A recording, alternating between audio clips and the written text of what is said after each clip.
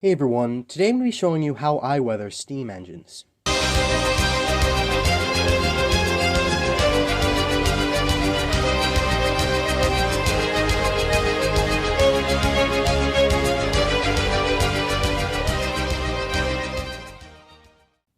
Before I get into this video, I just want to thank you guys so much for the attention that my previous video got on the catalog.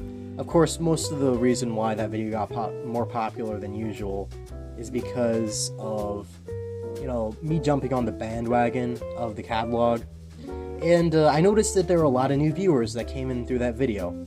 And I just want to say before I continue, that kind of content is not stuff that I make often. It was very punchy with the editing, and it was a pretty negative video, and I usually like to have kind of a laid-back, positive approach to the hobby. That video was just kind of for laughs. So, if you also like laid-back tutorial kinds of videos on how to do model railroad related stuff, then you're in the right place. So today I'm going to be showing you how I weather steam locomotives. I don't really need to say this, but I'm more of a diesel locomotive fan than anything. However, there's no doubt that steam locomotives do have an inherent appeal, and of course, I also like steam locomotives. The fact that they're massive metal machines, literally powered through fire, that's pretty badass no matter how you put it. I'm going to be telling you how to weather tiny versions of them. Now, I suppose we'll start with this one right here, which is a completed weathered locomotive.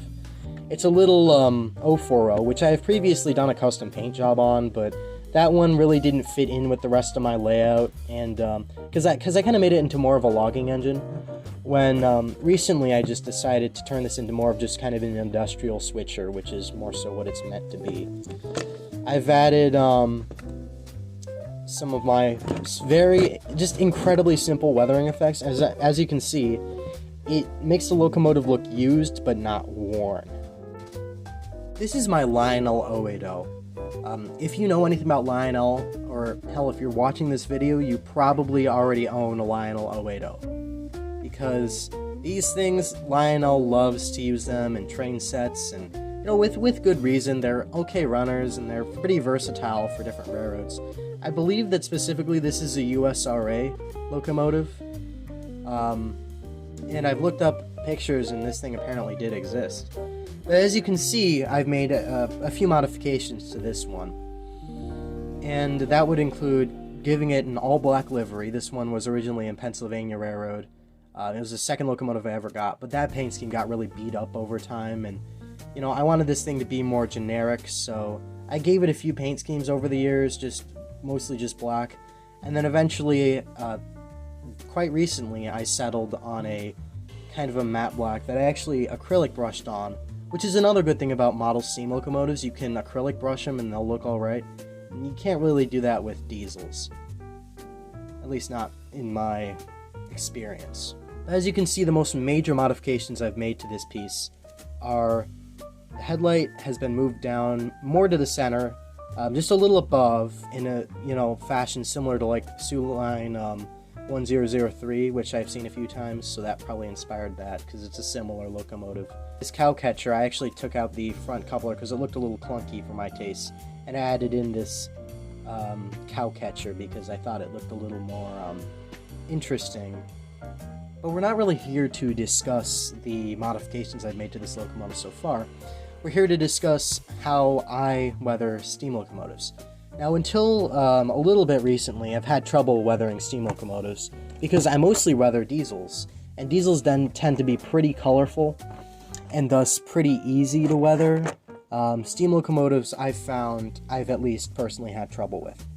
Now, you can already see I started doing some work on this, and on the other side I started doing some weathering work, but I got to this point and I was like, wait a minute, I should probably make a video on this because people might want to know how I do this or how people do this. And you can see here that is slightly discolored where the coal load is, and I did paint the coal load as well to look a little more, I guess, a different shade than the rest of the locomotive, or the tender in this case. And that discoloration is just kind of a charcoal gray that I made with acrylic paint. It's about, I would say, 3 parts black and 1 part white. Of course, white is a weaker color than black when you're mixing colors, so keep that in mind. Just kind of go into the crevices a little bit. I'm going into kind of the crevice between this top sort of coal bunker area and the rest of the tender. So we're just kind of going around there. And we're not going for a heavily weathered locomotive. We're going for something that's just kind of... It's out on the job, but not necessarily derelict and needing a whole lot of care. And of course, make sure you blend it in so that it isn't just a straight line of that color. Make sure it's just kind of a slow fade into that color. And then down the sides of the tender, I will usually just kind of streak.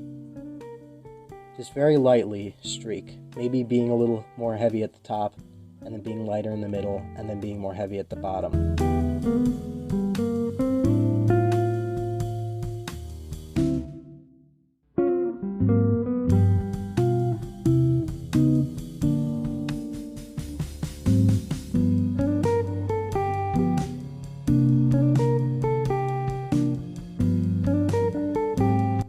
Now, I'm going to go on and explain why you do this for weathering, why you do this particular technique. When a steam locomotive is washed, it isn't washed with completely pure water. It's just washed from groundwater or stuff in the water tank or whatever they use. And that's going to have minerals and stuff in it that's going to add a residue to the locomotive, even when it's completely clean.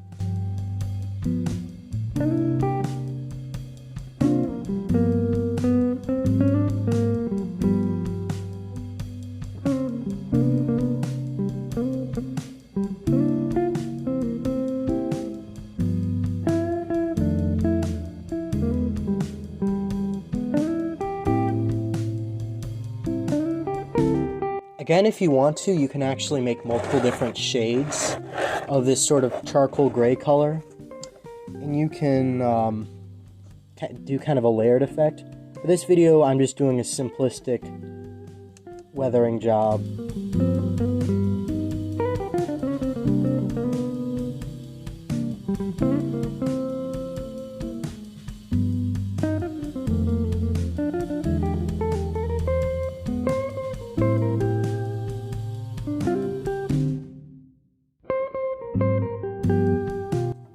And that's pretty much done. So let's move on to a little more of a complicated piece here, and that is the engine. Of course, here I've actually went in and painted the chassis block sort of brown to simulate dirt and rust. I'm going to tone that down right now with some of that charcoal color that I mixed up, because I don't really like how that looks particularly. And that's from an earlier paint job, and you know, I'm gonna tone that down a little bit, but I'm still gonna leave a little bit of the brown there.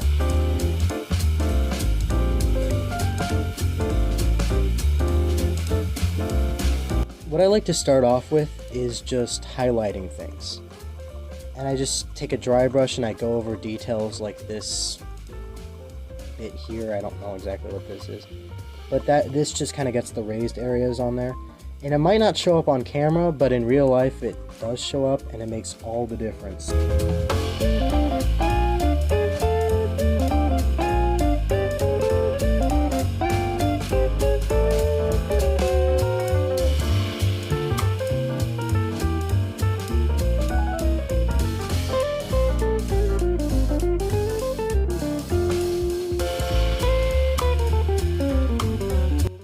And then of course work into the crevices, usually where the boiler curves a little bit back in, where the sort of running board is, if you could call it that. I like to add a little bit of residue there, and then of course fade it out going both directions there.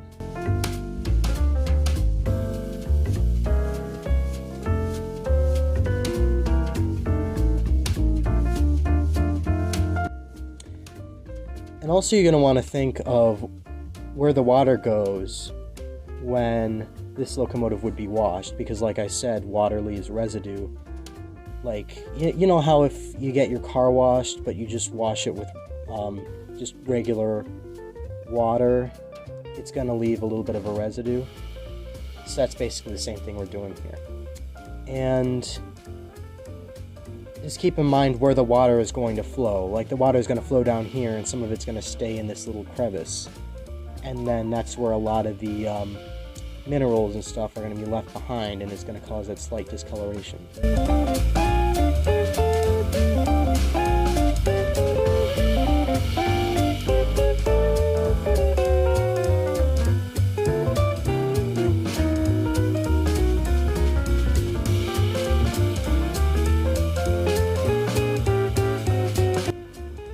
This stuff's kind of hard to capture on camera, but in person, this really does the trick, and it really looks real.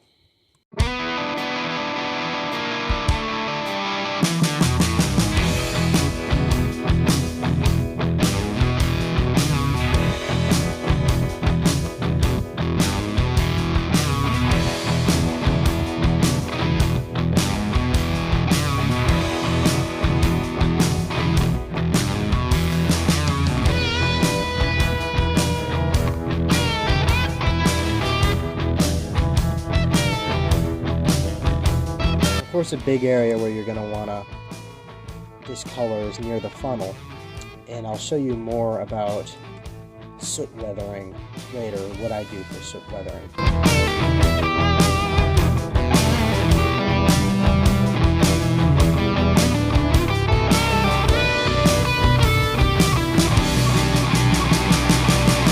Alright, now we're going to weather the front. Of course, this is the face of the engine, so you should probably get it as right as you can.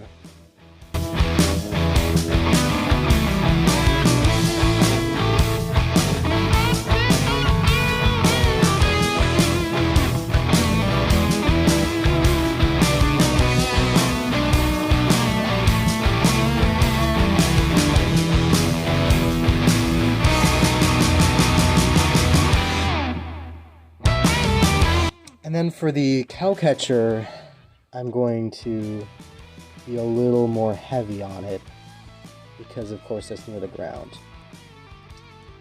And since I'm only using one color here, I'm just gonna make it more concentrated, and then we're gonna fade it out more towards the top.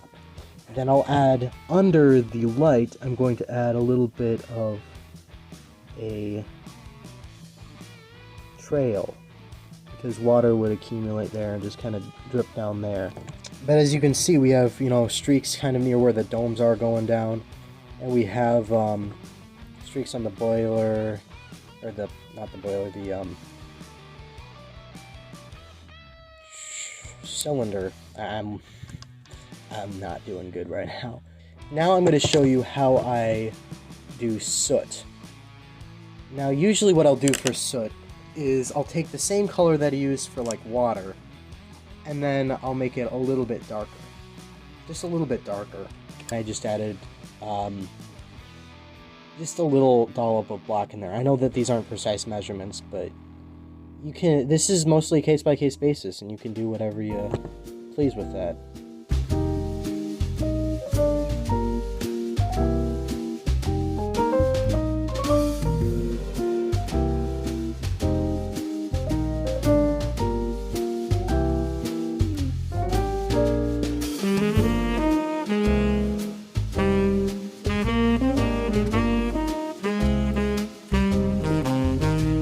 Now we are pretty much done with this locomotive. I'm not sure if, I don't, yeah, that's kind of showing up on camera, but you can see it looks a little more worn now. It looks a little more, like it's been out on the rails a little bit. And, well, that's pretty much it for this tutorial. Alright, after looking at the previous footage, I realized that that didn't really show off the completed product that well, so I've got this thing on the track, and I've got my better light on it, and as you can see, the streak effects are a lot more noticeable, and the kind of The other water effects are a lot more noticeable, and at the top there, you can kind of see what I did for the smoke effects. I'll move on to the tender. Yeah, that's pretty standard. And of course I got this thing pulling the Pennsylvania Railroad ore cars from Menards, and I actually ended up weathering these. Might do another video on weathering rolling stock. But this locomotive is pretty much done, so I'm going to give this thing a run along with another steam locomotive over there. So let's get going.